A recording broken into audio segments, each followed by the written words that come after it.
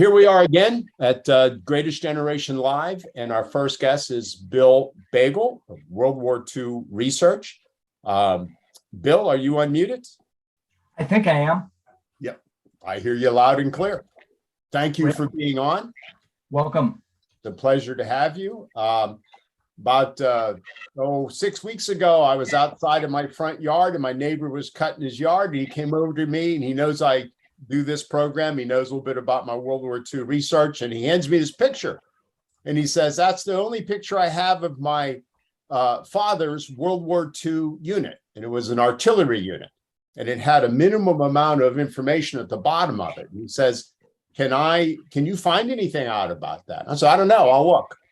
Looked around on the internet, and I really couldn't find too much based on the minimal amount of information there. But I ran across Bill Biegel's World War II research website. And I contacted Bill and started a dialogue with him, and got to know him a little bit, got to know what he does in World War II research. I found out that he also has written this book, Buried on the Battlefield, Not My Boy, which is really just a fascinating book. They were kind enough to send me a copy. And we're going to talk about both aspects of Bill's work. So, Bill, first, let's start with a little bit about you. What's your background? How did you get involved in veterans records research? Thank you, Glenn. Well, I was a history major in college, but once I got out of school, I got a job in the utility industry, and I was doing that for many years when my dad, who was a Korean War veteran, started talking about a cousin of his. And he said that this cousin had lived with his family during the war, and that all he had ever heard was that his cousin was supposed to have been missing in action over Germany. And so he said, Bill, I'd like to find out what really happened. And so I was not a World War II researcher by any means at that time, but I had some training in history. So I decided to dive in and see what I could do to help out my dad. And it turned out that by the luck of the draw, his cousin was extremely well recorded in military records. And it turned out his cousin never made it to combat. They were flying from Gander Bay, Newfoundland, to England to join the 8th Air Force when his B-17 and two others went down in an ice storm about 30 miles from Scotland. And all 30 of these guys were missing in action. But it turned out that the father of the co-pilot of my dad's cousin's crew was a very connected guy, and he wrote a lot of letters and he asked a lot of questions, and all the answers got into the file for my dad's cousin. And it was so interesting, and my dad was so excited that I thought, I'll bet there's a lot of people that are really interested in this. And it turned out there were. So that's really the way I got started. And how long ago was that, Bill? Oh, this was a good 20 years ago, maybe even 25. Okay. And you created your own company, in effect, to begin doing this work. Right, I did. And so while our kids were still young, I did the work on nights and weekends. And then when our daughter graduated college, I thought, boy, this work is interesting. It's meaningful. I'm going to see if I can do it full time. And in fact, that's what I've been doing now for, the last 15 years or so. Excellent. And you do a lot of it. Yeah, I do. I've got, if I were to look around my office now, which is a complete disaster, I would see the files for over 200 people I'm working for at present. And overall, I've done projects for, a few thousand people, I think, not to mention many large colleges and universities. I went to UCLA, and so I researched their 300 plus men and women that died in the war. I did a great project for the city of Fresno. They had about 200 that died in the war. And I've done projects in Connecticut, Michigan, South Dakota, big projects, little projects all over, all over the country. And I've got many clients overseas as well. Yeah. Wow. I'm so glad we ran across you, because I don't know of anybody else that does this on such a, let's say, professional level and to the depth that you do this. So, and I'm sure there's a lot of our audience that have family members that are in World War II that would be interested in talking to you at some point. You bet. So I've put up here on my screen, hopefully everybody can see it. This is Bill's website. It's pretty easy to find, www2, the number 2 research.com. And I've looked at it extensively, and you know, there's an awful lot of content here about Bill, but also about the workshops and lectures that he does, which we're going to talk to Bill about doing one for the Veterans Breakfast Club, where he teaches people how to do research. Is that right, Bill? Yeah, I teach them how to do it. And then there are some things that you need a professional to work with. And so I teach that as well. Yeah. Okay. And then there's one case that Bill has researched among his hundreds, if not thousands, that we're going to use as an example. And that's this Captain Norman. I believe we agreed it should be pronounced Agner, but Agner, you know, everybody picked their own poison. But before we get to that, Bill, let's talk a little bit about the status of veterans records, particularly World War II records. I have a picture here, if I can find it. Give me a minute. Everybody, I think, knows or has heard the story about this terrible fire that took place back in, what, 73? Record Center. What happened there, Bill? And what's that? So what happened was in the evening on July 12th of 1973, so in the middle of St. Louis, you know, a very hot, humid sort of town, a fire occurred on one of the floors at the warehouse where the personnel records for the Army and the Army Air Corps from World War I through Vietnam were held. So this fire was catastrophic, and what sealed the catastrophe is that when the fire department came in, they used a lot of fire retardant, including they used some fire retardant on records that were not even yet destroyed. So it was just a disaster. And so Army and Air Force records for individual personnel are gone. Now, one thing many people don't know is that the floor below where this fire occurred were records for Marines, Coast Guard, and Navy. Those records, those personnel files all still exist. So that's a little bit of a dividing line for us between Army and Air Force and Navy, Marines, Coast Guard. So that would include the Army Air Force at that time. Yes, right. And I, you know, you can use interchangeably Army Air Corps, Army Air Forces, they all fit. Yeah. Anyway, what the work that we do when we're working with Army and Air Corps people is we look for the records for the units to which they belong. So were they in the 100th Bomb Group? Were they in the 7th Armored Division?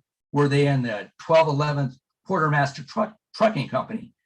The records for these organizations survived the fire. And so a lot of what we do is we rebuild the individual's service from his unit records.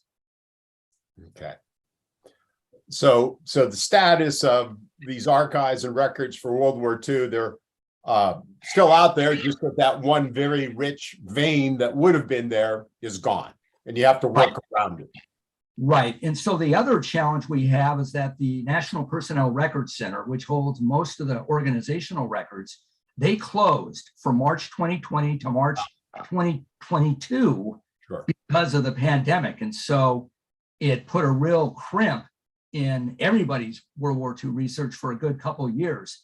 The good news is they are mostly reopened and mostly up to speed again. So I'm able to do my work for, you know, just about any project now. Okay. And Korean War veterans, what's the status? Korean War records are even better than World War II. Some of the unit records for the Korean War will make your hair go up in the back of your neck, because when you read some of their after action reports, they're very specific. They'll say at 2:15 in the morning, we were on an outpost at grid 1361 on the DMZ, and we heard bugles. And then the next thing we knew, there were 700 Chinese regulars running over the position. So they're incredible records. World War II are great. Koreans even better. Mm-hmm. And are these all digitized? Can you see these records just sitting at home on your computer, or do you have to physically go to an archive? Most of the time you've got to physically go because, like, to answer the question, most of these records are not digitized. And in fact, digitizing them would be almost impossible because a lot of the records that we work with are, they're they were prepared using the old typewriters. So when you read them, the letters are not straight. They're out of, a scanner would have a hard time recognizing the characters because they're not lined up right. Yeah. Plus, a lot of the records were done on this old oilskin paper, and some of that paper has warped over the years. So most of the stuff is not digitized. Are we going to lose those records over time? I think I remember hearing Rick Atkinson, the famous author, speak about going into these archives and literally having them crumble, Yeah. in his hands. Yeah, that is true. When I've done some work at the Air Force Historical Research Agency in Alabama, they will often let you go right into the actual real records. And I've had some that even with gloves on, they started to crumble. And I've got some other records that I'm trying to work with at the Los Angeles Public Library right now. And they were printed on, it looks like that brown paper that you would use when you were taking typing class when you were a kid.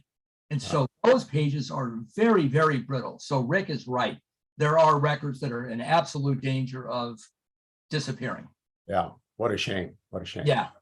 And then finally, just for the probably many Vietnam veterans we have on the program, what is the status of the Vietnam records? Do you have access to them, et cetera?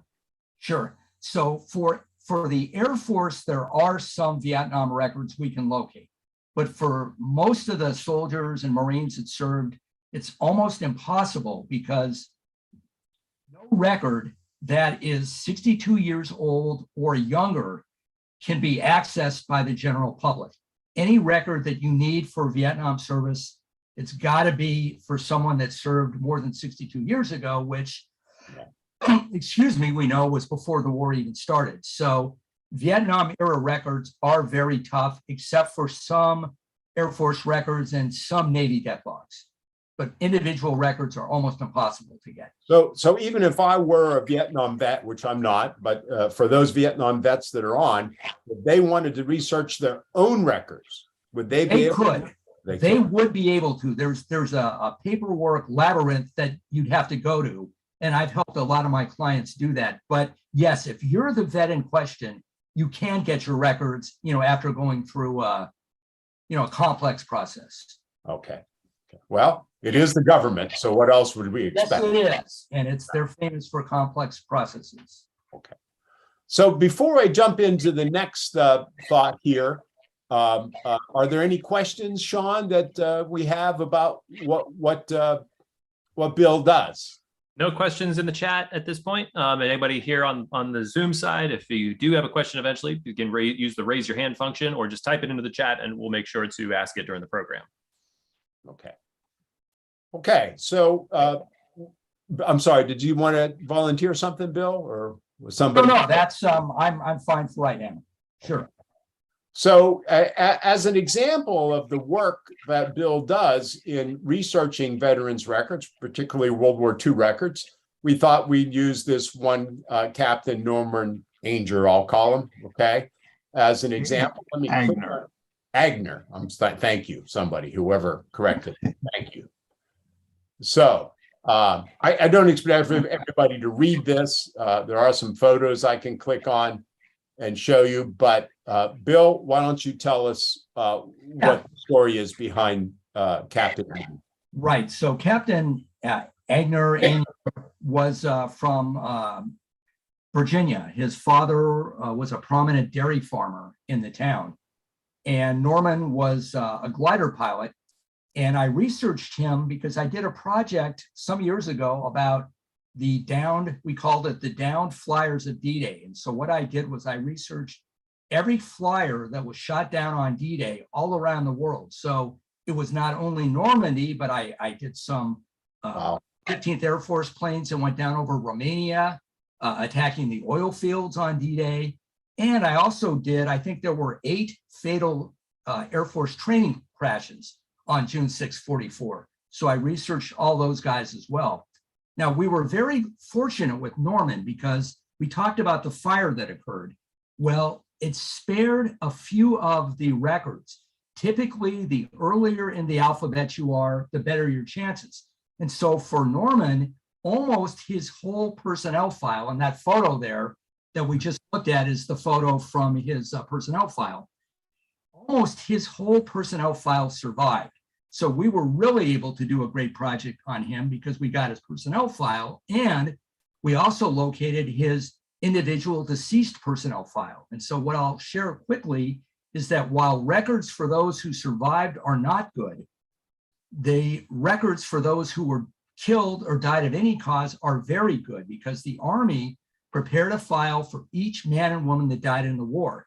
And they stored all these records at Fort Knox, Kentucky, so they survived the 1973 fire. So for Norman, we got not only his personnel records, but we got the entire details of his death. We found many letters back and forth from his family, saying what happened, when are you going to bring him home? Is it really him? All the questions that anybody would ask. And so he turned out to be just a great, great project. Wow. And you did this project for his family? Yeah, I got a request from one of his nephews to do it. But actually, I had already done the project because he was downed on D-Day. And so we were ready to go by the luck of the draw as soon as I was contacted. And so what was his story? What was his cause of death? He was not killed in the crash. He was killed on the ground. And there was, like you can imagine, on June 6, 1944, there were hundreds of casualties all over the place. And so it took the military a while to find him and then identify him.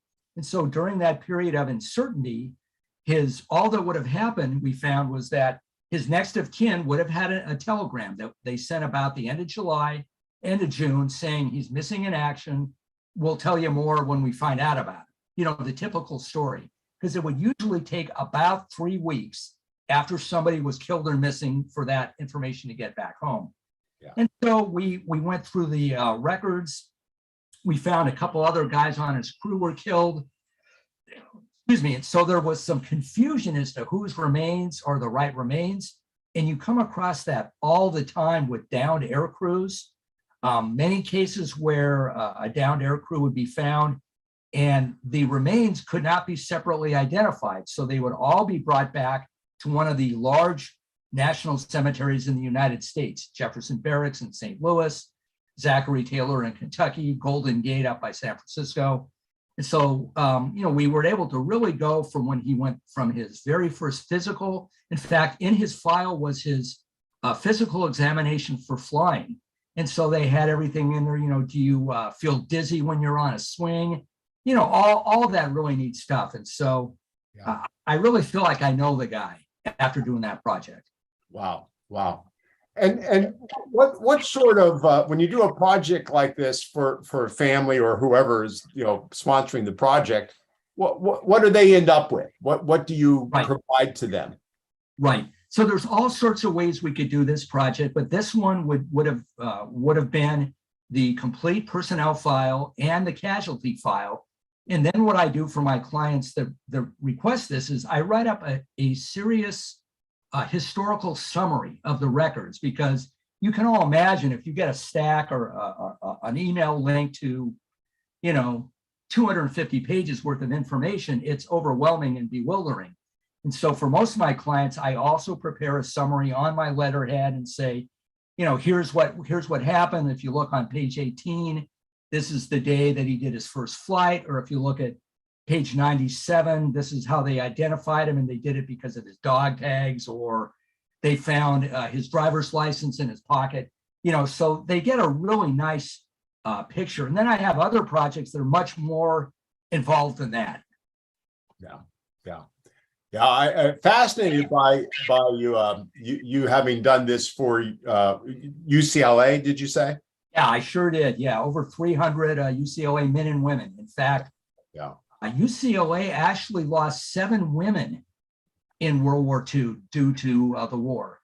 And that's more than, it's an amazing story. 3 of them were WASP flyers killed in flight training. There was a Coast Guard woman who died, I think, of a heart attack in San Francisco. And then a couple, one was a nurse that was in a plane crash. And I think another was on a hospital ship that was hit by a kamikaze off Okinawa. Wow. Yeah, that was an incredible story because that woman had a brother that was also killed in Italy in the war. But I think that there's no other college besides UCLA that had that many women to die in the war. Just off the top of your head, do we know how many female killed in action there were in World War II for the U.S.? Yeah, it's a great question you're asking, Glenn, because that's one of my side projects, is to prepare the first comprehensive list of women that died in World War II. Now, we know there's about 30 that died due to killed in action, but then there are all sorts of bus crashes and unfortunately a few that took their own lives. But by and large, the women that were killed were either killed at the beach at Anzio. They brought a bunch of nurses in while the Germans were still shelling and they were killed.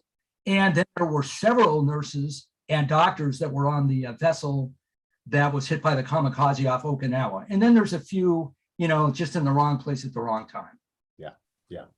So broadly speaking, whenever I get the question of how many casualties killed in action, how many deaths occurred for the U.S. in World War II, right? I usually say, well, about 300,000 were actually killed in action, and another 100,000 were deaths due to accidents or other.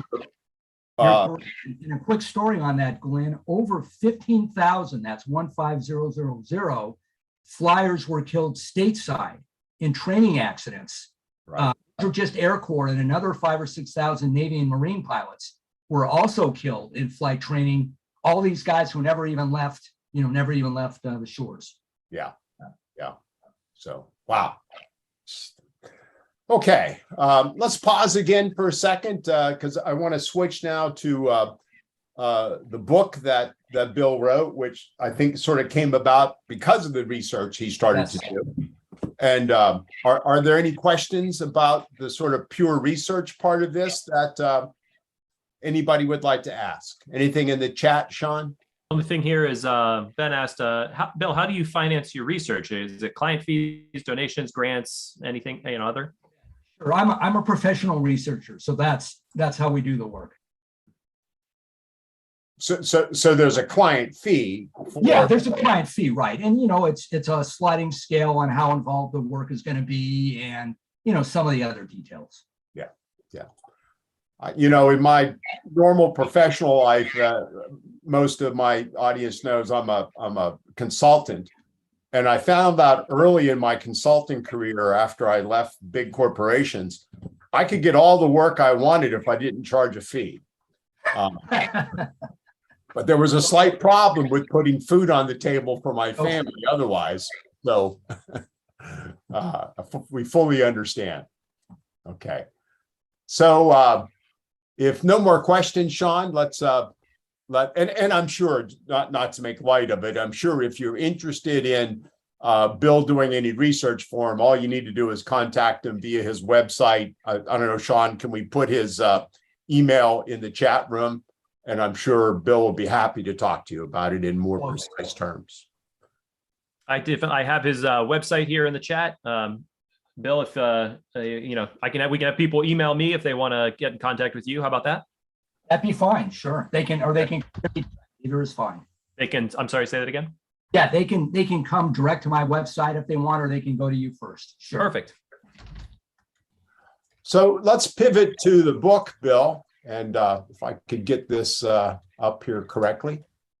I don't think you're seeing. Whoops, here we go. There we go.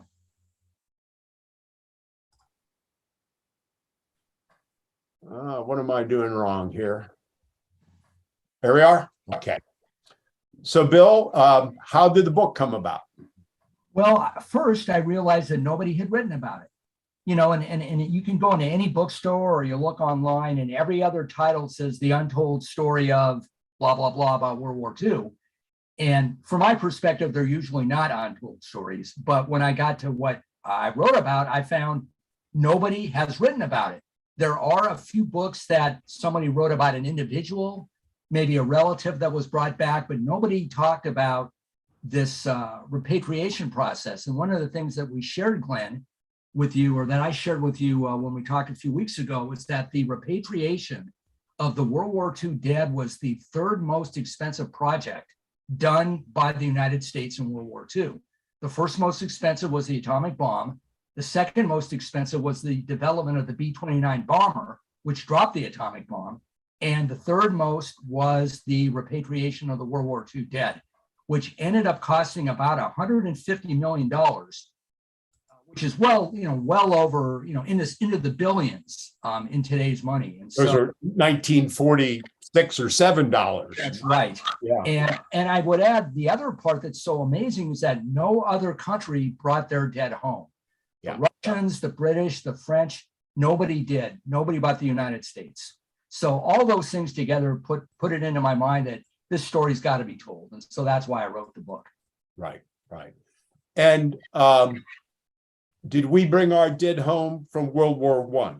Yes, we did, but it was a much less complicated process because all the American war dead, or I should say 95% of them, were all in France. And so it was not so difficult to do. But of course, in World War II, these poor guys were everywhere from France to the Philippines to the Himalayas to, I've researched, I did a crew that was on a survey mission that was shot down over Venezuela recently, and they brought those guys back. So the scope was just incredible from World War II compared to World War I.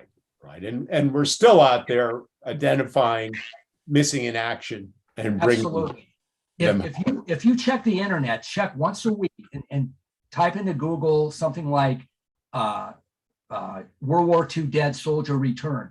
Every week you'll find one or two. It's incredible. And there still are around 75,000 or so that are missing. And a lot of those will never be found because they were on, submarines or other places where their remains couldn't have survived. But they are still finding these guys. Do we know how many Navy personnel were buried at sea? I'm sure it's locatable, but it's going to be a big amount because so many of the Navy personnel that died, and the biggest chunk was there when they were off Okinawa, when they were being hit by kamikazes. But certainly there are thousands. Yeah. I think even maybe over 10,000 buried at sea. Right. Okay. So how did this get started? Was there a before the war even finished, was there a discussion about this bringing those killed in action home? Yeah, there was a lot of discussion, and actually there was a lot of debate because a lot of people said, look at how expensive this is. Why don't we let them stay overseas, buried with their comrades, and let's use that money for something else, for something peaceful, perhaps. And there really was quite a bit of disagreement. And then there were people in the Congress saying that's just too much money to spend. But by about 1942, the decision had been made, we're going to bring them home.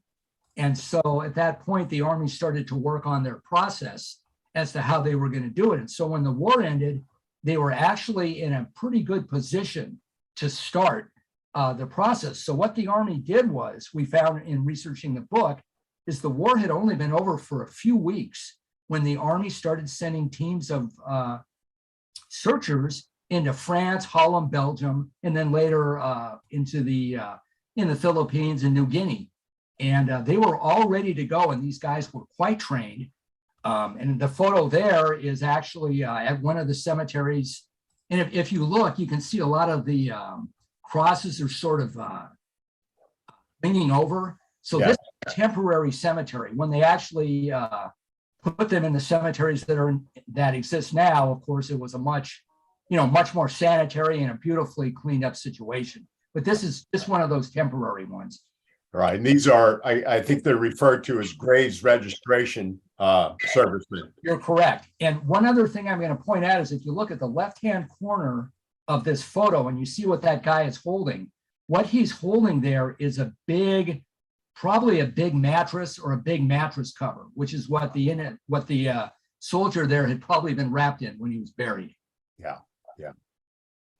Just, can't imagine having to be on that detail. They were typically volunteers. Really? Typically volunteers. And what they also did is at various points, I've seen some great photos. If they had any German POWs around, they said, hey, start digging. Right. So there was that too. Right. Okay. So maybe before we talk about this photo, the families were given an alternate options as to what they wanted to do with the remains of their loved ones. What were those options?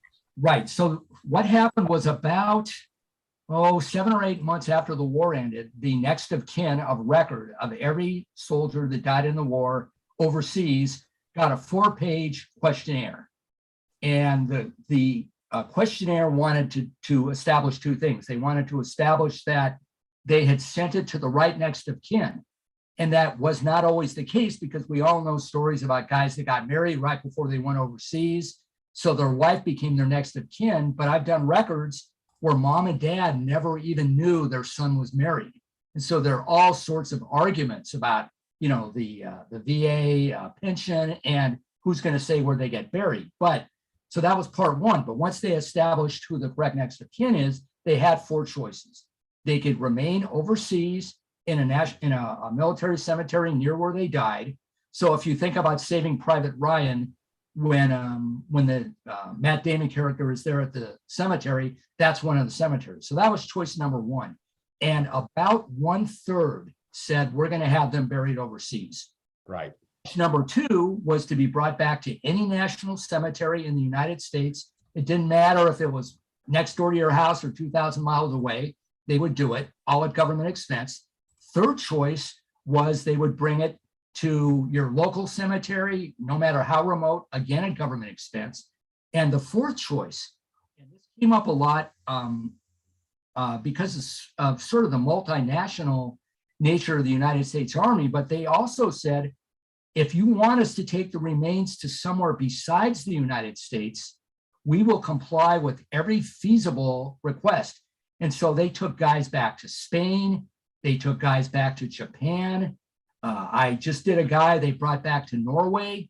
So those were the choices. And like I said, about 1/3 said, let's let them remain overseas. And about 2/3 said, let's bring them back. Yeah. And so the photo we see there is the first vessel coming into the New York harbor in October of 1947, bringing back the first of the World War II dead. And in Time magazine, Life magazine, the New York Times, all over the country, this was story number 1 for a good week as these guys were being brought back. Yeah.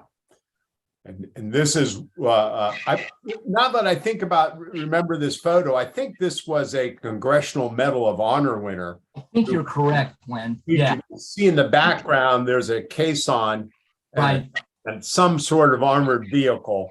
Right. And apparently there were tens of thousands of people in Central Park, I believe. Absolutely. And similarly, when the first ship came back from the Pacific, they brought it into San Francisco Bay. Right. And thousands there as well. Right. The first ship right there, the Honda Knot, going under the Golden Gate. Yeah. And a photo of one of the, temporary holding facilities. And then I believe this is the picture of the crowd in San Francisco. Yes, it is. Yep. Yeah. So talk about, not to be macabre, I found difficulty at times thinking about this and reading about this. Sure. But how did they identify these men? How were the loved ones assured that these were the correct remains? So that's an ideal question. The military spared no expense in identifying these guys. Now, of course, there was no DNA testing there, but they used every sort of forensic device imaginable. And I'll give you a great story. I researched a guy, he was a kid from Detroit, Michigan, shot down over Hungary. And over a couple of years, the Army went into Hungary. Now, Hungary was already behind the Iron Curtain. So it was very, very difficult for the US military to get in there and find these guys. but they took all the steps to get in there. And they had identified the entire crew of this downed B-24 except one guy. And they thought it was a guy named Archie. And so they found his last name, and they wrote a letter to his mother, and they said, you know, we think this might be your son, but we can't find him. So can you contact his civilian dentist and have that dentist had retired and couldn't help him. So the Army said, well, we're not going to give up. What we want you to do is send us a photo of your son smiling, and that'll give us some look at it. And she actually sent in the photo, and it was one of those photos that they, in those little photo booths that they used to have. You can tell it's one of those. And it was a great photo of the guy. He was smiling, he was in a uniform, probably right before he was going to leave. But the story, it has a tragic end because they still could not identify him. But the amount of time, they must have spent dozens and dozens of hours just on this one guy. And so, you know, there were other cases that were much easier, and, you know, some that they simply could not identify, but most of the time they could. And they had essentially an unlimited budget to do this. I have never seen any evidence that someone said, quit looking. And when the war was over and they had identified them all, they did a giant audit. They must have audited 200,000 files, and they went through them again to make sure that they were correct. So no expense was spared, and it was really, you know, if you feel patriotic, it's a great, you know, it's really a great thing that America did with these guys. Right. For the Korean War, were the same alternatives available to families? For the Korean War, they Army had an agreement that they would bring the dead home within 2 weeks, I think. They could still be brought to a national cemetery, but there were no cemeteries in Korea or Japan. So if they wanted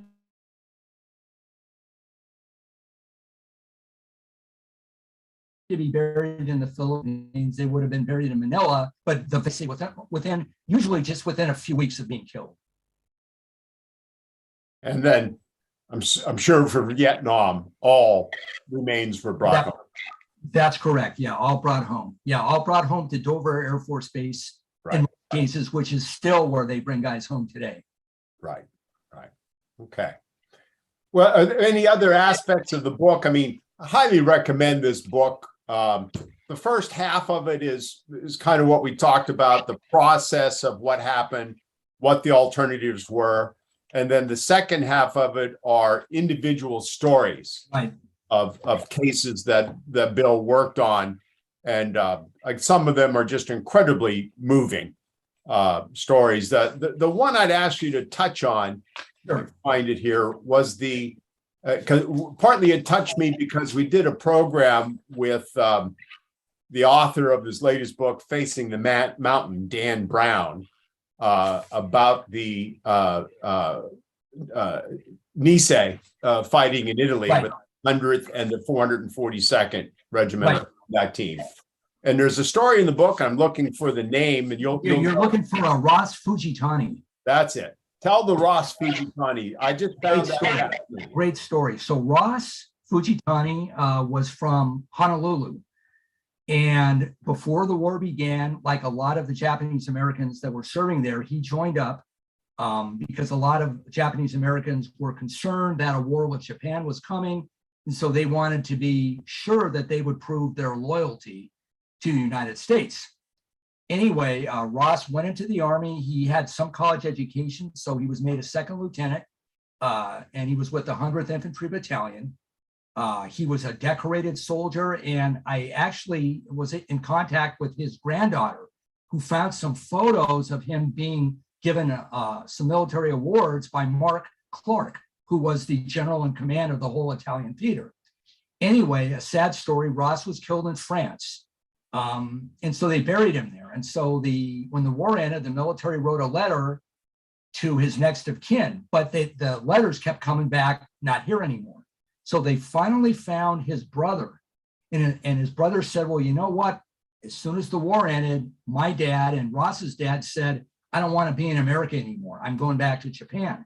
So he went back to Japan. And so the Army followed up and found a guy, a lieutenant who could write Japanese. They found his father. They wrote him a letter. And the father said, well, you know what? I want him brought back to our family plot here in Japan.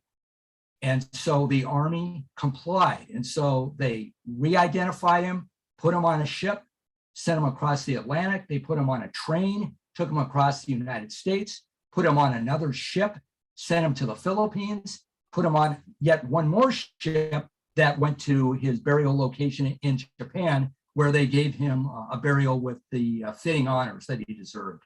So, you know, who could even guess how much that cost just for this one guy? So I was delighted to put him in my book. Yeah. To me, it's an incredible story that, you know, it's 1940, what, 7 or 8 when that happened? Right. And it's, you know, I know I had uncles that fought in World War II in the Pacific, and, you know, they didn't even like Japanese cars back in the 60s. Oh, absolutely. Right. Right. Were, you know, so, you know, with that raw emotion still there in a big way for the Right. U.S. government through the military to send that man back to Japan. It's just an incredible story.